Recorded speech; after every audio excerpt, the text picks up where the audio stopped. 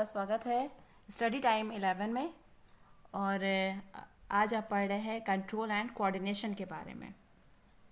ये बायोलॉजी का seventh chapter है और आप पढ़ रहे हैं कंट्रोल एंड कोऑर्डिनेशन के बारे में। इसमें आपको क्या क्या पढ़ाया जाएगा पहले ये देख लीजिए। इंट्रोडक्शन बताया जाएगा, उसके बाद कोऑर्डिनेशन इन एनिमल्स के बारे में बताएंगे। एनिमल्स के क्या क्या नर्वस सिस्टम्स होते हैं, एनिमल्स के नर्वस सिस्टम्स के बारे में बताया जाएगा, रिसेप्टर्स के बारे में, न्यूरॉन्स के बारे में और structure of neuron, functioning of neuron, neuron के क्या क्या फंक्शंस होते हैं। फिर आपको बताया जाएगा सेंट्रल नर्वस सिस्टम क्या होता है एंड उससे रिलेटेड होगा spinal cord, reflex action and human brain. तो दो पार्ट्स में आपको पढ़ना है, coordination in animals and coordination in plants. Coordination in animals के बारे में आप पढ़ोगे तो इसमें आप नर्वस सिस्टम और सेंट्रल नर्वस सिस्टम के बारे में पढ़ोगे, और कोऑर्डिनेशन इन प्लांट्स के बारे में बताया जाएगा तो मूवमेंट डिपेंडिंग ऑन ग्रोथ, मतलब ग्रोथ से रिलेटेड रहेगा, हार्मोनल सिस्टम्स रहेंगे और कुछ डिसीज़ होते हैं जो हार्मोनल इम्बैलेंसेस की वजह से हो जाते हैं, उनके बारे में आप पढ़ोगे। ठीक, चलो स्टार्ट करते हैं इंट्रोडक्शन से। बच्चों, इन multi cellular organism thousands of cells are present. These cells in definite groups form tissues, organs and organ system. Each organ contains specialized cells for a particular function. Like kidney cells are specialized for excretion. Ovary cells are specialized for the formation of ova. All these organ systems should work in coordination for the maintenance of life, otherwise the organism may die. For example, metabolic reaction. Metabolic reaction takes place in every cell and nitrogenous waste materials are formed which are harmful to the body. Blood collects these substances and take them in liver. Liver convert them to urea which is again taken by the blood to kidney, where it is removed from blood and passed out of the body in the form of urine. There are many such examples in our body where many systems participate for completing one functions. बच्चों, जैसे हम run कर रहे हैं या breathing करते हैं तो क्या होता है, our breathing rate automatically goes up and we get more oxygen to produce more energy. Shortly after we stop running, our breathing rate returns to normal. जब हम रन करते रहते हैं तो हमारी ब्रीदिंग रेट जो है वो अपने आप से बढ़ जाती है ना। तब हमें क्या ज़्यादा ऑक्सीजन की ज़रूरत पड़ती है, एनर्जी प्रोड्यूस करने के लिए हमें ज़्यादा ऑक्सीजन की ज़रूरत पड़ती है। अगर shortly after we stop running our breathing rate returns to the normal, अगर हम फिर जब थोड़ी देर के लिए हम दौड़ना बंद कर देते हैं तब हमारी ब्रीदिंग रेट धीरे धीरे क्या होती है, नॉर्मल हो जाती है। ठीक, उसी तरीके से our eyes, nose, hands work in coordination in taking the food up to mouth. मतलब भोजन हमारे मुंह तक ले जाने में इन सब का कोऑर्डिनेशन रहता है कि नहीं रहता है। आईज का, नोज का, हैंड्स का, they work in coordination form. Eyes क्या करती है, आईज हेल्प इन लोकेटिंग, ठीक, nose help in smelling and the hands bring the food up to mouth. Teeth, jaw, muscles, salivary glands, they are all help in chewing and swallowing the food. Digestive system जो होते हैं उनमें क्या क्या included होते हैं, जैसे oesophagus है, स्टोमक है, इंटेस्टाइन है, लिवर है, पैंक्रियाज है। They all play important role in digestion, absorption and egestion. बच्चों, मैं यही कहना चाहती हूँ, और thus all these organs required coordination in completing one activity. किसी भी एक्टिविटी को कंप्लीट करने के लिए इन सभी का कोऑर्डिनेशन मतलब क्या होता है, सहयोग, ठीक, समन्वय। कोऑर्डिनेशन का मतलब क्या हुआ कि एक दूसरे के साथ एक दूसरे की मदद करें। Without this coordination you can not do many things that you can do now. बच्चों, यही सब आपको इस चैप्टर में बताया जाएगा। जैसे हम कोऑर्डिनेशन के बारे में बताया जाएगा, जैसे मोमेंट है, moment is the characteristic property of all living organism. ठीक, all living organism move in response to change in the environment. जितने भी लिविंग ऑर्गेनिज्म है ये आपको पता है कि उनकी जो प्रॉपर्टी होती है, कैरेक्टरिस्टिक प्रॉपर्टी होती है मूवमेंट, है ना, मूव करना. Changes in the environment to which the organism respond and react are called stimuli. भाई इन जो environment में changes होते हैं उसके अकॉर्डिंग organism जो होता है वो respond करता है या react करता है, तो उसको हम, उस reaction को, उस respondence को हम क्या कहते हैं? stimuli कहते हैं. ठीक. The movement of the body parts of the organism in response to stimuli is carefully controlled and coordinated. जो मूवमेंट है बॉडी पार्ट्स का, ऑर्गेनिज्म के बॉडी पार्ट्स का जो मूवमेंट है वो क्या होता है? वो कंट्रोल होता है, कोऑर्डिनेट किया जाता है स्टिमुलाई के रिस्पॉन्स से. ठीक. तो जैसे हमें पता चलता है कि घर में हलवा बन रहा है, हलवा जब गर्म रहता है तो उसकी स्मेल आप तक पहुंच ही जाती है. तो कैसे पहुंची? स्मेलिंग से ना, रिसेप्टर के थ्रू पहुंची. तो और फिर आप उसी डायरेक्शन में मूव करते हुए वहाँ पहुँच जाते हैं जहाँ पर वो हलवा रखा हुआ है गरम गरम. तो बच्चों आप तो यहाँ पे क्या वर्क कर रहा है? कोऑर्डिनेशन वर्क कर रहा है कि नहीं कर रहा है? चलिए बच्चों, बोथ प्लांट्स एंड एनिमल्स दोनों ही डिफरेंट तरीके से स्टिमुलाई का रिएक्शन देते हैं. ठीक. Animals can react to stimuli in many different ways because they have a nervous system and endocrine system involving hormones. ठीक है. जो एनिमल्स होते हैं वो जो स्टिमुलाई देते हैं वो डिफरेंट तरीके से दे सकते हैं क्योंकि उनके पास क्या है? नर्वस सिस्टम है, और नर्वस सिस्टम जो है वो डिफरेंट तरीके से बताता रहता है. और दूसरा क्या है? The plants however react to stimuli in a very limited way because they don't have a nervous system but use only hormones for producing reaction to external stimuli.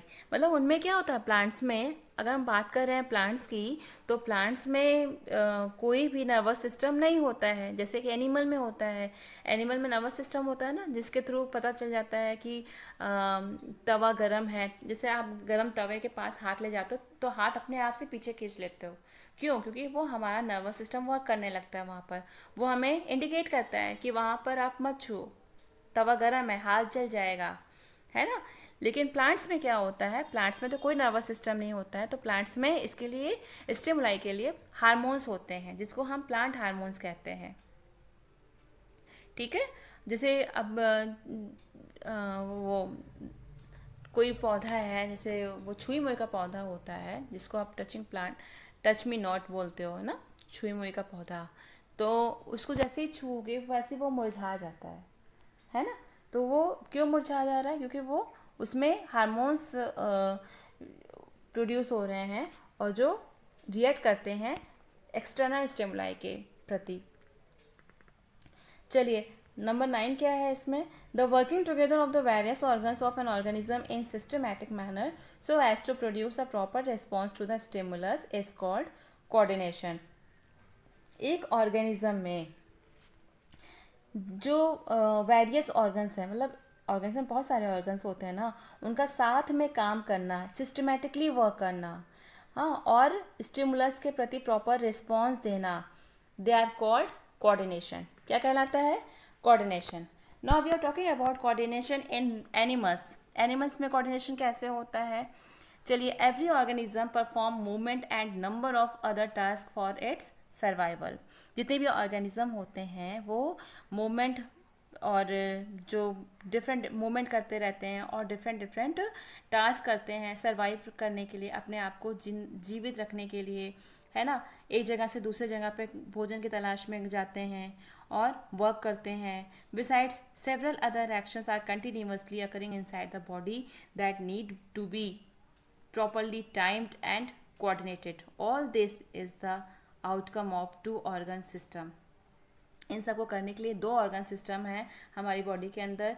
एक तो है नर्वस सिस्टम और दूसरा है हार्मोनल सिस्टम. कौन कौन सा है? एक है हमारा नर्वस सिस्टम और दूसरा है क्या? Hormonal system. ठीक है, ये देखिए आप लोग, दो, nervous system and hormonal system. अब नर्वस सिस्टम की बात करते हैं तो नर्वस सिस्टम में क्या लिखा हुआ है ध्यान से देखिएगा. In animals, including human, nervous system is the network of special nerve cells and nervous organs such as brain and spinal cord. The function of nervous system is to coordinate the activities of our body. They help all other systems of our body to work together. जैसे animals में क्या होता है, जैसे आप human beings को ले लीजिए, इन एनिमल्स इंक्लूडिंग ह्यूमंस, मतलब ह्यूमंस को भी ले लीजिए और एनिमल्स को ले लीजिए, देखिए उनमें नर्वस सिस्टम जो होता है वो कैसे वर्क करता है. नर्वस सिस्टम क्या होता है, पहले इसके बारे में जानिए. नर्वस सिस्टम एक नेटवर्क होता है स्पेशल नर्व सेल्स का, ठीक, नर्व सेल्स का, नर्वस ऑर्गन्स का. नर्वस ऑर्गन्स कौन कौन से होते हैं, जैसे ब्रेन और स्पाइनल कॉर्ड है, इन दोनों का ये एक नेटवर्क होता है. और नर्वस सिस्टम का जो फंक्शन होता है वो कोऑर्डिनेट करने का काम होता है, जो हमारी बॉडी एक्टिविटीज़ करती हैं उनको कोऑर्डिनेट करने का. इसका मतलब they help all other systems of our body to work together. ये और सिस्टम्स को भी हेल्प करती हैं. नर्वस सिस्टम में हम दो कैटेगरीज को पढ़ेंगे, एक सेंट्रल नर्वस सिस्टम और दूसरा पेरिफेरल नर्वस सिस्टम. ठीक, नर्वस सिस्टम के इंक्लूडिंग हम दो चीज़ों को पढ़ने वाले हैं, सेंट्रल नर्वस सिस्टम के बारे में और पेरिफेरल नर्वस सिस्टम के बारे में. देखो, सेंट्रल नर्वस सिस्टम में ब्रेन आ जाएगा और स्पाइनल कॉर्ड आ जाएगा, ठीक. और पेरिफेरल नर्वस सिस्टम में क्या आएगा, पेरिफेरल नर्वस सिस्टम जो होता है वो आगे डिवाइड हो जाएगा सोमैटिक नर्वस सिस्टम में और ऑटोनोमस नर्वस सिस्टम में. समझ में आ रहा है ना. सेंट्रल नर्वस सिस्टम है उसमें हम ब्रेन और स्पाइनल कॉर्ड के बारे में पढ़ेंगे, और जो पेरिफेरी नर्वस सिस्टम है उसमें हम सोमैटिक नर्वस सिस्टम और ऑटोनोमस नर्वस सिस्टम के बारे में पढ़ेंगे, ठीक. चलिए देखिए, the action of nervous system are performed by highly specialised cells called neurons which can receive the message and conduct them to the brain where they are interpreted and then return to the concerned body of the body. बच्चों, क्या होता है कि जो nervous system है हमारा, हाँ, वो कैसे वर्क करता है. कुछ स्पेशलाइज्ड सेल्स होती हैं, जो कुछ हाईली विशेष तरीके के सेल्स होती हैं, कोशिकाएं होती हैं जो इस एक्शन को परफॉर्म करती हैं, जिनको हम न्यूरॉन्स कहते हैं. क्या कहते हैं, न्यूरॉन्स कहते हैं. वही न्यूरॉन्स जो मैसेजेस को रिसीव करती हैं और कंडक्ट करती हैं, ब्रेन की तरफ पहुंचाती हैं, और ब्रेन क्या करता है, उस मैसेज को कन्वे करता है और हमारी पूरी बॉडी उसको उसके थ्रू वर्क करती है. They use electrical and chemical signals for transferring information. इस इंफॉर्मेशन को ट्रांसफ़र करने के लिए दे यूज़, न्यूरॉन्स जो होती हैं वो क्या यूज़ करती हैं, electrical and chemical signals use करती हैं ट्रांसफरिंग इंफॉर्मेशन को ट्रांसफ़र करने के लिए. अब बच्चों देखो, न्यूरॉन्स का काम तो हमें समझ में आ गया. न्यूरॉन्स क्या करती हैं, न्यूरॉन्स जो होती हैं वो मैसेजेस करने का काम करने का करती हैं, मतलब मैसेज करने का काम करती हैं. और न्यूरॉन्स 3 टाइप की होती हैं. कौन कौन सी, they are of 3 types, sensory, motor, relaying. Sensory को हम रिसेप्टर न्यूरॉन्स भी कहते हैं, सेंसरी न्यूरॉन्स या receptor neurons, motor neurons and relaying neurons. समझ में आया. न्यूरॉन्स जो होंगी वो कितने प्रकार की होंगी, 3 प्रकार की होंगी, ठीक. अब nervous system is concern with receiving of stimuli from the external and internal environment of the body. Nervous system जो होता है वो इन्हीं न्यूरॉन के नेटवर्क से ऑर्गेनाइज्ड होता है, पूरा नर्वस सिस्टम बना हुआ है, which are specialised for conducting electrical impulse from one part of the body to another. Impulse is the signal transmitted along a nerve fiber. Impulse जो होता है वो क्या होता है, एक सिग्नल होता है जो ट्रांसमिट होता है नर्व फाइबर्स में. न्यूरॉन्स क्या करता है, न्यूरॉन्स और nerve cells are the structural and functional unit of the nervous system. देखो, हर एक का एक यूनिट होता है बच्चों. जैसे आप लोगों ने सेल्स के बारे में पढ़ा था, तो सेल क्या होता है, फंडामेंटल यूनिट ऑफ लाइफ, ठीक. अब हम और उसके बाद फिर मैंने एक और बताया था जिसमें आया था किडनी में, एक्सक्रीशन वाले में आया था, किडनी के क्या था बच्चों, याद करो, nephron. Nephron was the functional unit of kidney, हाँ, या फिर एक्सक्रीटरी सिस्टम.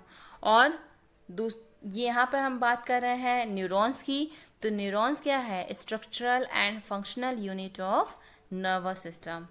तो इतना क्लियर हुआ आपका, नर्वस सिस्टम क्लियर हुआ? हाँ। अच्छा, अब आपको बताया जाएगा रिसेप्टर्स के बारे में। अभी नर्वस सिस्टम चल रहा है, अभी इसमें ख़त्म नहीं हुआ है, लेकिन जितना मैंने पढ़ाया उतना तो क्लियर हो गया ना बच्चों आप लोग का।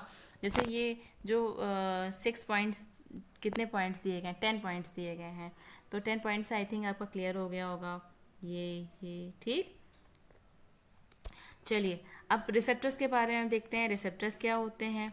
Receptors these are specialised tips of some nerve cells that detect the information from the environment.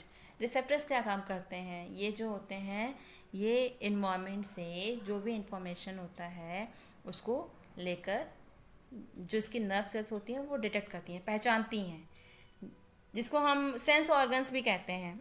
बच्चों आप तो बचपन से पढ़ते चले आ रहे होंगे, सेकेंड थर्ड से ही बताया जाता है सेंस ऑर्गन्स के बारे में कि क्या होते हैं। There are 5 sense organs in our body. कौन कौन से? Ear, eyes, skin, nose and tongues. Ear क्या करता है? ये इट एक्ट्स एज अ फोनो रिसेप्टर्स, यानी कि फोनो का मतलब क्या हुआ? Receiving sound. It helps in hearing and maintaining the balance of the body, ठीक।